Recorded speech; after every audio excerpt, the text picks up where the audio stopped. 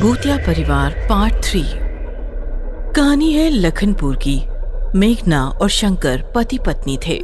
उनका अपना एक मकान था।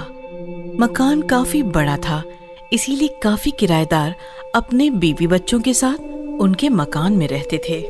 मकान के सामने ही एक छोटा सा मैदान था, जिस पर किराएदारों के छोटे छोटे बच्चे रात में क्रिकेट खेला करते थे। एक रात की बात है, मेघना और शंकर सो रहे थे कि तभी अचानक लाइट चली गई। हे भगवान, इस लाइट को अभी जाना था। कोयले खत्म होने वाले हैं, इसलिए लोड शेडिंग किया होगा। सो जाओ चुपचाप। दोनों पति पत्नी में ऐसी बातें चल रही थी कि तभी कोई बाहर से उनका दरवाजा जोर जोर से पीटने लगा। हे भगवान, अब इतनी रात में कौन आ गया? जाओ दरवाजा खोलो। ए जी, मुझे डर लग रहा है, आप भी चलिए ना मेरे साथ। बावली कहीं की, चल। दरवाजा जोर जोर से पीटा जा रहा था। मेघना और शंकर दरवाजे के पास आए और शंकर ने दरवाजा खोला, लेकिन बाहर कोई नहीं था। यहाँ तो कोई नहीं है। जरूर कोई मस्ती कर रहा होगा, चलो चलकर सो जाते हैं। ऐसा कहकर दोनों दरवाजा बंद करके फिर से बेडरूम में आकर सो गए। जैसे ही दोनों की आंख लगी, फिर से कोई दरवाजा पीटने लगा, लेकिन इस बार दोनों ने भी वही आवाज नजरअंदाज कर दी। दूसरे दिन की सुबह हुई और जैसे ही मेघना ने दरवाजा खोला, एक परिवार सामान के साथ बरामदे में बैठा था। मेघना को देखकर एक आदमी, एक औरत और एक छोटा सा बच्चा उठकर खड़ा हो गया। बहन जी, हम बहुत दूर से आए हैं। ये मेरी पत्नी है और ये मेरा बेटा। हमें किराए पर कमरा चाहिए था। एक भी कमरा खाली नहीं है। एक कमरा है अब, लेकिन उसमें हमारा सामान है, वो हम हटा नहीं सकते। उसमें रह पाओगे? जी चलेगा। हमें कौन सी आलीशान मकान में रहने की आदत है, जंगल से ही तो आए हैं। मतलब? चुप रहो, कुछ भी बक देती हो। बहन जी, वो कहना चाहती है कि हम बहुत ही छोटे जंगली इलाके वाले गांव से हैं। फिर मेघना ने उनको कमरा दिखाया। कमरे की हालत काफी खराब थी, बहुत सारा सामान भी भरा पड़ा था, लेकिन उस परिवार ने कमरा पसंद कर लिया और किराया लेकर मेघना वहां से निकल आई। मेघना रंगोली का सामान लेकर आई और आंगन में रंगोली बनाने लगी। जैसे ही उसने चुटकी में रंगोली लेकर जमीन पर छोड़ी, वो रंगोली जमीन पर पड़ी ही नहीं, पता नहीं कहाँ गायब हो गई। मेघना बार बार रंगोली छोड़ रही थी और रंगोली जमीन पर गिरने से पहले ही गायब हो रही थी, क्योंकि मेघना के नए किराएदार कमरे में बैठकर वो रंगोली खींचकर खा रहे थे। माँ, ये क्या है? बहुत ही टेस्टी है। इंसानी दुनिया का नमक है शायद। मेघना ने लगभग 5 किलो रंगोली छोड़ी और वो सारी रंगोली किराएदार परिवार खा गया। और जैसे ही उनका पेट भर गया, सब में जान आ गई और देखते ही देखते तीनों भी इंसानी शरीर छोड़कर भयानक भूत बन गए।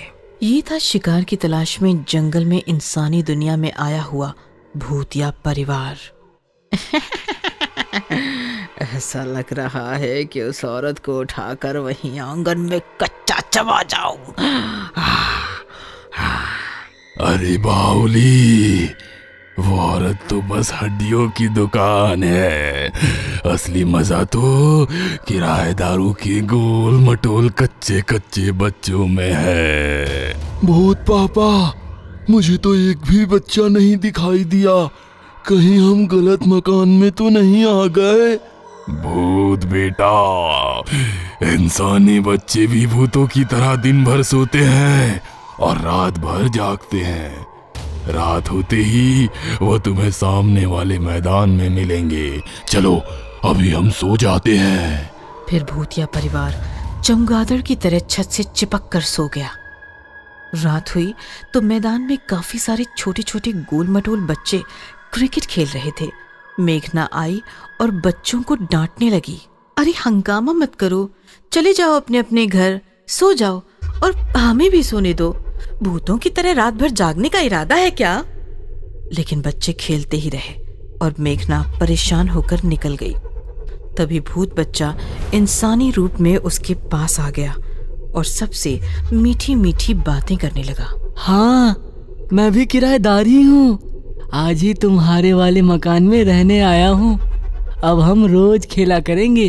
चलो, किसकी बैटिंग है? तुम नए हो, पहला मौका तुम्हें देंगे। भूत बच्चे ने बैट संभाली और जैसे ही बॉल आया उसने बराबर वो अपने कमरे की तरफ मारा। बॉल सीधा खिड़की से अंदर चला गया। एक बच्चा बॉल लेने के लिए कमरे की तरफ गया। उसने दरवाजा खटखटाया। जैसे ही दरवाजा खुला, नजारा देखकर बच्चे के होश उड़ गए, क्योंकि सामने भूतनी खड़ी थी। भूतनी ने बच्चे को फौरन अंदर दबोच लिया और दरवाजा बंद कर दिया। बाकी बच्चे परेशान हो गए। अरे, ये राजू बॉल लेकर क्यों नहीं आया? भूतिया बच्चे का जवाब तैयार ही था। समझ गया, वो जंगली रसमलाई खा रहा होगा। वो क्या है ना, बॉल मेरे ही घर में गया है। पक्का राजू को मेरी माँ ने रोक लिया होगा जंगली रसमलाई खाने के लिए। जंगली रसमलाई? हाँ, बहुत स्वादिष्ट होती है। चलो, हम सब भी खाकर आते हैं, बाद में खेलेंगे। हाँ हाँ, चलो चलो।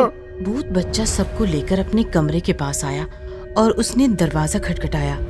अंदर भूतिया माँ राजू को निपटाकर भूत के साथ रेडी थी। झट से उन्होंने दरवाजा खोला और सारे बच्चे अंदर खींच लिए। भूत देखकर बच्चे काफी डर गए थे।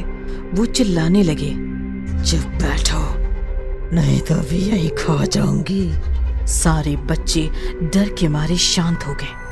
भूत बच्चा भी अब अपने असली रूप में आ गया और पूछने लगा, इन सबको यही खाना है ना? नहीं, जंगल ले जाकर खाएंगे। ये गलत है। आप दोनों ने राजू को निपटा दिया।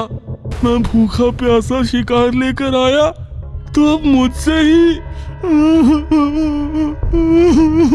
भूत बेटा, राजू को मैं नहीं, तुम्हारी भुक्कड़ माँ खा गई। और भूत बेटा, अब हमारा यहाँ रहना ठीक नहीं।